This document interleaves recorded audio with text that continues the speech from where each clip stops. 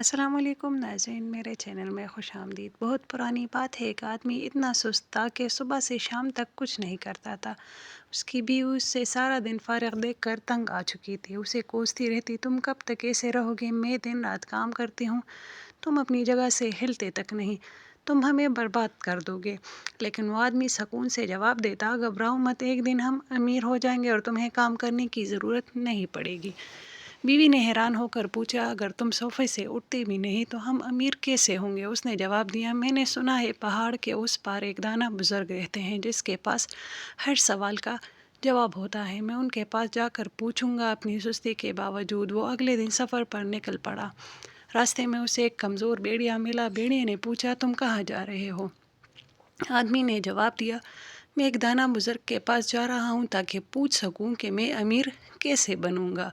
بھیڑیے نے کہا، اگر تم وہاں جا ہی رہے ہو تو کیا تم ان سے پوچھ سکتے ہو کہ میں اتنا کمزور کیوں ہوں؟ میں چاہے جتنا بھی کھاؤں میرا وزن نہیں بڑھتا۔ آدمی نے کہا، ٹھیک ہے۔ آگے بڑھ کر وہ ایک سیب کے درخت کے پاس سے گزرا جس پر گلے سڑے پھل لگے ہوئے تھے۔ درخت نے سرگوشی کی، براہ کرم اگر تم دانا بزرگ سے ملو تو ان سے پوچھنا کہ میرے سیب اگتے ہی خراب کیوں ہو جاتے ہیں۔ آدمی نے بغیر رکے کہا، ٹھیک ہے۔ کچھ دور آگے ایک جھیل کے کنارے ایک مچھلی تڑپ رہی تھی۔ مچھلی نے کمزوری سے کہا، کیا تم میری مدد کر سکتے ہو؟ میرے گلے میں کچھ پھنس گیا ہے۔ دانا بزرگ سے پوچھنا کہ مجھے کیا کرنا چاہیے۔ آدمی نے کہا، ٹھیک ہے، مجھے خود بھی مشورہ چاہیے۔ اپنے لمبے سفر کے بعد وہ دانا بزرگ کے پاس پہنچ گیا اور بولا، مجھے بتائیے کہ میں امیر کیسے بنوں، اور میرے پاس کچھ اور سوالات بھی ہیں جن کے مجھے جوابات چاہیے۔ بزرگ نے اس سے سنا اور جواب دیا، مچھلی کے گلے میں ایک قیمتی ہیرا پھنسا ہوا ہے، اگر کوئی اسے نکال دے تو وہ کھا سکے گی۔ سیب کے درخت کے نیچے خزانہ دفن ہے، اگر کوئی اسے کھود کر نکال لے تو درخت ٹھیک ہو جائے گا۔ اور بھیڑیا بزرگ نے بات جاری رکھی، اسے چاہیے کہ وہ اپنے راستے میں ملنے والے پہلے سست آدمی کو کھا لے۔ آدمی نے پوچھا، اور میرا کیا ہوگا؟ میں امیر کیسے بنوں گا؟ بزرگ نے کہا، بس جس راستے سے آئے ہو اسی راستے واپس چلے جاؤ۔ یہ سن کر واپسی کے لیے محنت کی ضرورت نہیں، وہ خوشی خوشی واپس مڑ گیا۔ سب سے پہلے وہ جھیل کے پاس پہنچا۔ مچھلی نے التجا کی، براہ کرم یہ پتھر نکال دو، یہ ایک قیمتی ہیرا ہے جسے تم رکھ سکتے ہو۔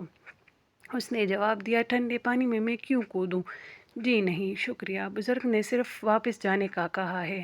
پھر وہ سیب کے درخت کے پاس پہنچا۔ درخت نے کہا، براہ کرم خزانہ کھود کر نکال لو، تم امیر ہو جاؤ گے۔ اس نے بری کھودنا بہت تھکا دینے والا کام ہے۔ آخر میں اس کمزور بھیڑیے کے پاس پہنچا۔ بھیڑیے نے پوچھا، تو بزرگ نے میرے بارے میں کیا کہا؟ اس نے جواب دیا، انہوں نے کہا کہ تم اپنے راستے میں ملنے والے پہلے سست آدمی کو کھا لو۔ بھیڑیا بولا، بہترین۔